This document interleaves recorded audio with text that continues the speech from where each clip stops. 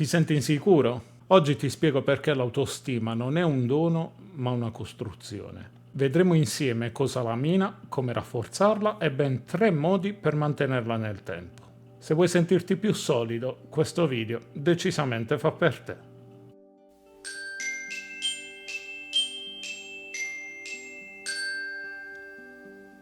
Ti sei mai chiesto perché ti sottovaluti nonostante altre persone ti stimino? Semplice.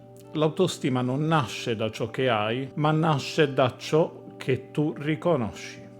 L'autostima è una relazione con se stessi. Non puoi stimarti se non ti conosci, perché l'autostima nasce quando smetti di giudicarti e inizi a capirti.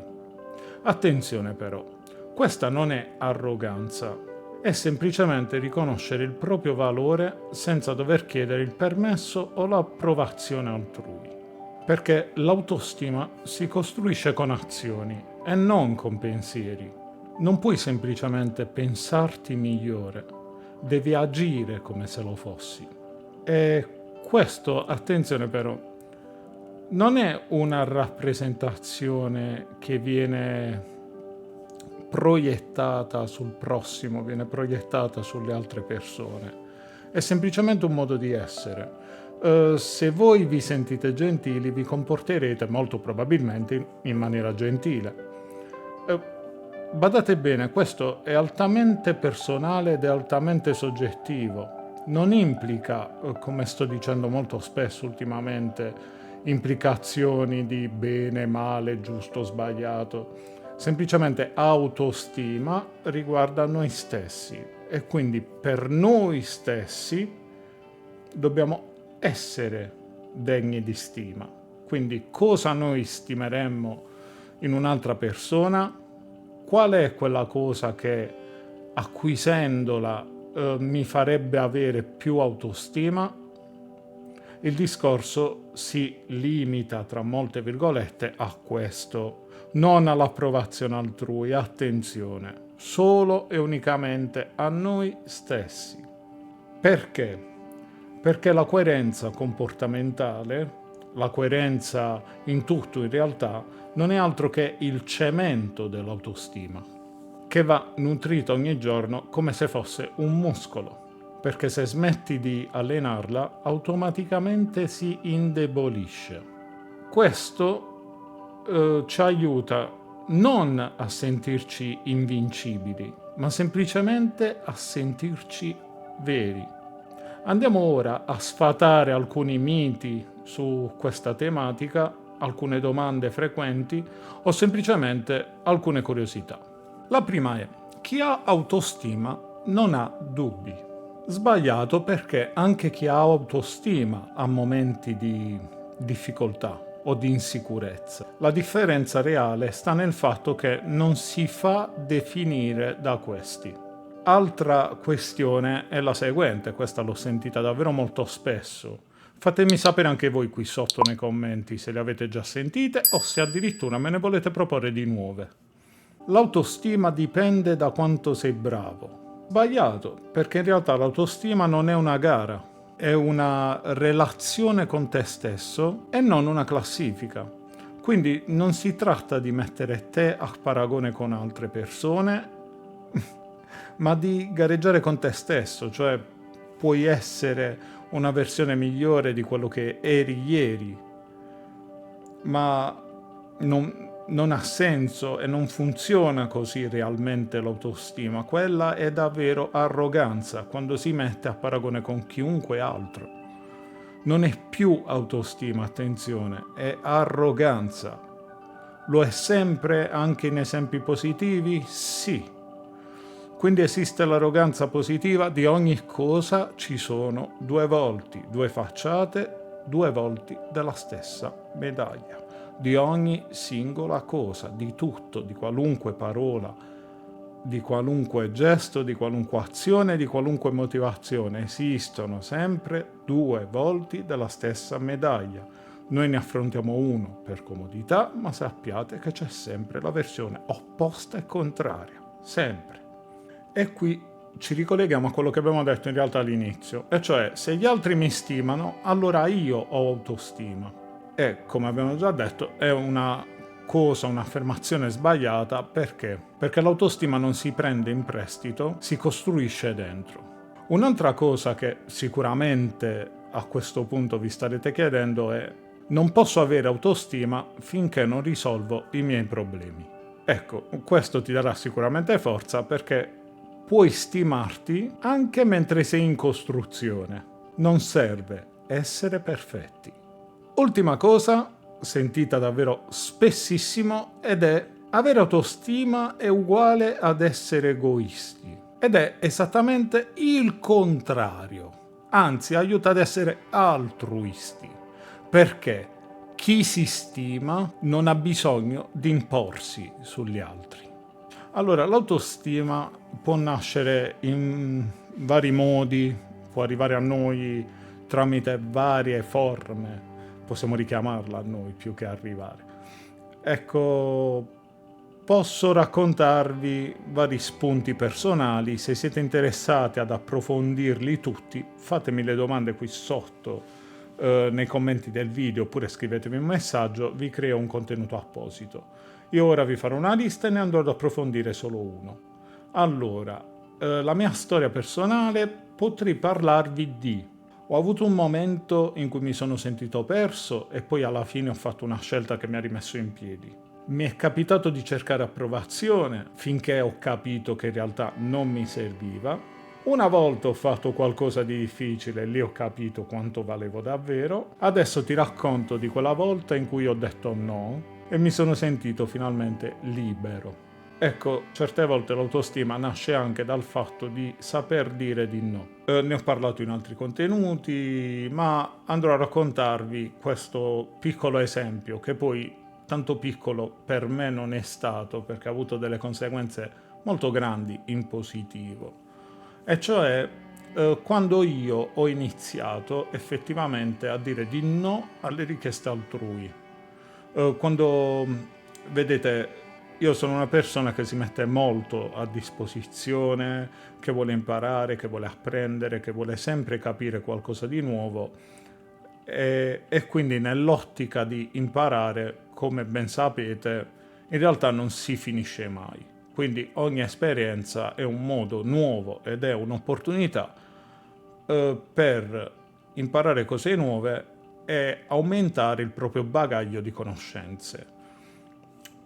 Quando io lo faccio, non lo faccio con malizia, non lo faccio con l'intenzione di trarre, di accaparrarmi o di rubare esperienze altrui, però tuttavia mi è successo, molto spesso in realtà, che la gente, proprio conoscendo questo mio lato e questo mio aspetto, alla fine cercasse di coinvolgermi in attività che non solo non mi facevano imparare niente, ma che letteralmente risucchiavano e mi toglievano il tempo per fare delle cose che magari mi servivano di più.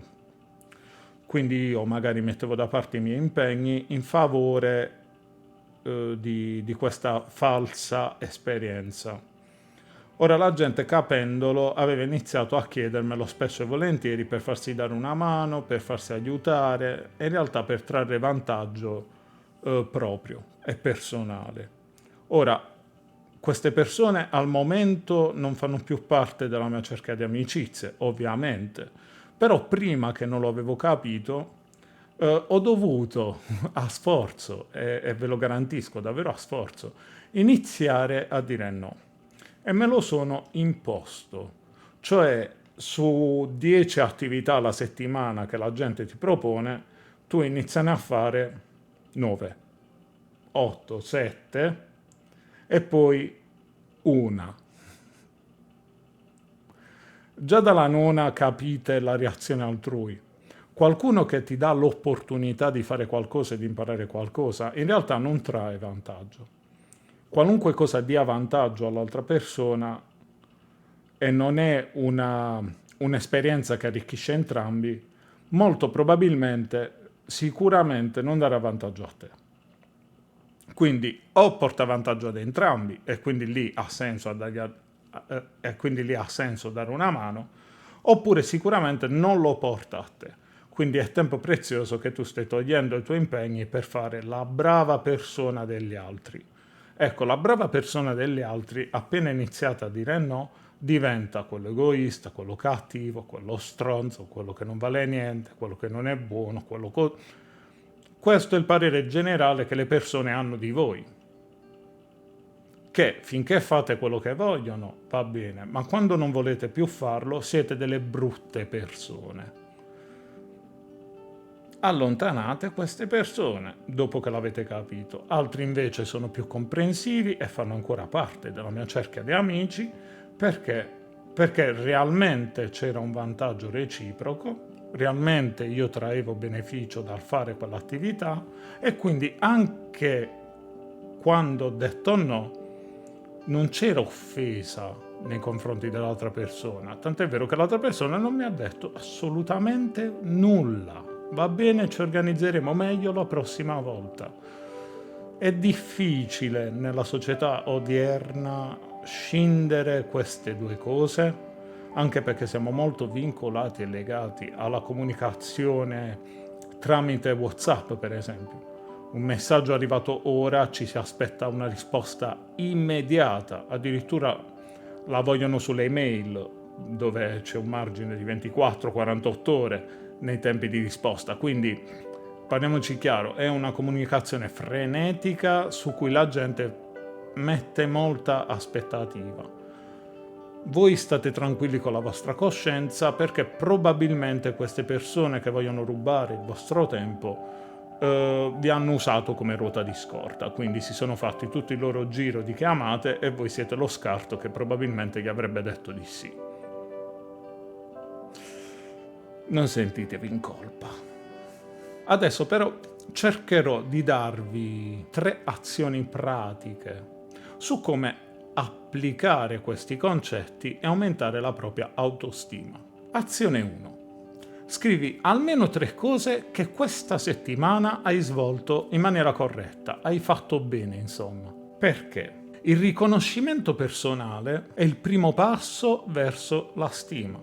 La seconda azione è quella di fare almeno una scelta questa settimana che rispetta te stesso e di farla anche se è scomoda, perché la stima cresce quando ti scegli e non quando ti adatti. E la terza azione è quella di ricordarti chi sei e non chi devi essere. Anche in questo caso, come negli esercizi precedenti, ti consiglio di usare una parola che ti faccia da monito e da sveglia. Nel mio caso, spesso e volentieri, la frase è: ti conviene o gli conviene? Sì, lo so, è banale, però me la sono ripetuta e quindi ogni volta che qualcuno mi propone qualcosa io lo penso indirettamente e direttamente subito dopo una proposta. Così so subito se dire sì, dire no e non restare confuso troppo a lungo. Anche perché pure il tempo che impieghiamo nel riflettere è tempo che stiamo togliendo ad altro. Quindi rendere smart questa situazione di botta risposta in realtà è un ottimo aiuto. Questo punto potrebbe essere facoltativo per voi, ma vi invito comunque ad applicare i primi 2. Perché l'autostima non è un premio, è una pratica. Non devi essere perfetto per stimarti, devi essere presente e ogni volta che ti scegli ti rafforzi. Ora scrivimi nei commenti cosa ti fa sentire più forte. Condividi questo video con chi ha bassa autostima o mandalo a chi vuoi semplicemente dire ti stimo. Iscriviti per altri strumenti pratici e ricorda una cosa. Concludiamo il video con la nostra citazione finale. Questa volta ho deciso di citare me stesso. Sì, un po' autoreferenziale, ma ascoltate un po'. La tua voce vale, ma devi ascoltarla per primo. E con questo noi ci rivediamo sempre qui su Mixtube, sempre qui con me, Ryzen. Ciao!